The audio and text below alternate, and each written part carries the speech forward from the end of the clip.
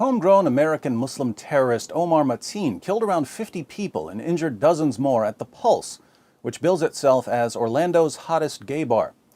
Mateen shouted Allahu Akbar as he was shooting, and before the attack, he called 911 to declare his allegiance to ISIS. As with every terrorist attack carried out in the name of Allah, politicians and the media will take this opportunity to tell us what a wonderful religion Islam is, and Muslim organizations and apologists will be given endless airtime to convince viewers that the Quran is the solution to the world's ills, thus leading to the ironic spike in converts that seems to follow every Muslim terrorist attack. How encouraging it must be for terrorists to know that the more people they slaughter, the more converts they'll get in return, thanks to the well-meaning but utterly misguided thought puppeteers who get to decide what we hear following the worst mass shooting in U.S. history and the worst U.S. terrorist attack since 9/11. If you're watching this video, I doubt you're one of the easily manipulated reality deniers who are still convinced that these attacks have nothing to do with Islam. But you may be wondering how these terrorists are choosing their targets. Why attack a gay nightclub in Orlando? Let's look at some facts about Islam. First, the Muslim sources are filled with commands to violently subjugate non-Muslims, fight those who do not believe in Allah, strive hard against the unbelievers and the hypocrites and be unyielding to them. Fight those of the unbelievers who are near to you and let them find in you hardness. In the Hadith, Sahih Muslim 129, Muhammad declares, I have been commanded to fight people until they bear witness that none has the right to be worshipped but Allah and that Muhammad is the messenger of Allah. So there are standing orders to violently subjugate non-Muslims because of their beliefs, when the Muslim community is in a position to do so. Second, even though there are general calls to violently subjugate non-Muslims when the Muslim community is able to do it, there are more specific commands to target those who cause problems in Muslim lands. Surah 5, verse 33 of the Quran, for instance, lays down penalties for those who wage war against Allah. How do you wage war against Allah? By committing the vague crime of doing mischief in a Muslim land. Depending on the severity of the mischief, the penalty can be exile, crucifixion, death, or dismemberment. The most extreme form of doing mischief, however, is bringing a non-Muslim military into a Muslim land. Now, not according to us, but according to Islam, has the U.S. military done mischief in Muslim lands? Absolutely. So those soldiers are under a death penalty.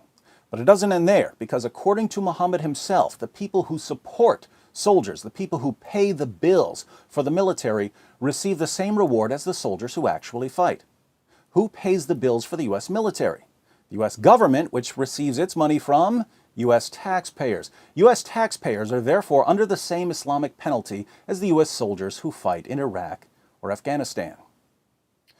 Third, Muhammad's favorite method, the method that he claimed brought him victory, was terrorism. In Sahih al-Bukhari 2977, Muhammad proclaims, I have been made victorious with terror. Not tolerance, not kindness, not interfaith dialogue, terror. Fourth, Muhammad ordered his followers to execute homosexuals for sodomy. In Sunan Abu Dawud 4447, he says, if you find anyone doing as Lot's people did, kill the one who does it and the one to whom it is done. Lot's people are the men of Sodom who were homosexuals. Fifth, in Islam, Muslims have to obey their leader as long as the leader isn't calling for something that violates the commands of Allah and Muhammad. In Sahih al-Bukhari 7144, Muhammad maintains, a Muslim has to listen to and obey the order of his Muslim ruler, whether he likes it or not, as long as his orders involve not one in disobedience to Allah. But if an act of disobedience to Allah is imposed, one should not listen to it or obey it. So if your leader, the caliph, orders you to do something that doesn't involve disobedience to Allah, you have to obey. Recently, ISIS called for Ramadan terrorist attacks against Western targets. Based on the passages we've examined, do terrorist attacks against unbelievers, particularly unbelievers who fund the U.S. military through their taxes, violate the commands of Allah and Muhammad? Obviously not, since Islam explicitly calls for such attacks. So if you regard Abu Bakr al-Baghdadi as your leader, do you have to obey? Yes, you do, especially during Ramadan when you're trying to be extra devout. But why would Mateen target a gay nightclub when U.S. taxpayers in general have been sentenced to death? Well, terrorists in the West seem to target people who are under as many Islamic death penalties as possible. It's as if the terrorists ask themselves, why go after these guys who are only under one Islamic death penalty when I can go after those guys who are under 3 Islamic death penalties? Of course, Islam has so many death penalties for so many different crimes. It seems that the only way you can feel at all safe is to convert to Islam and obey Muhammad's teachings completely. And that's why Muhammad said that he was victorious through terror. Given the options, live in endless fear or become a Muslim, many will eventually convert. And Islam has been offering people these 2 options for nearly 14 centuries. But there's a third option: confronting Islam with something that it can't hope to overcome. Islam's only weapons are manipulation, deception, and terror.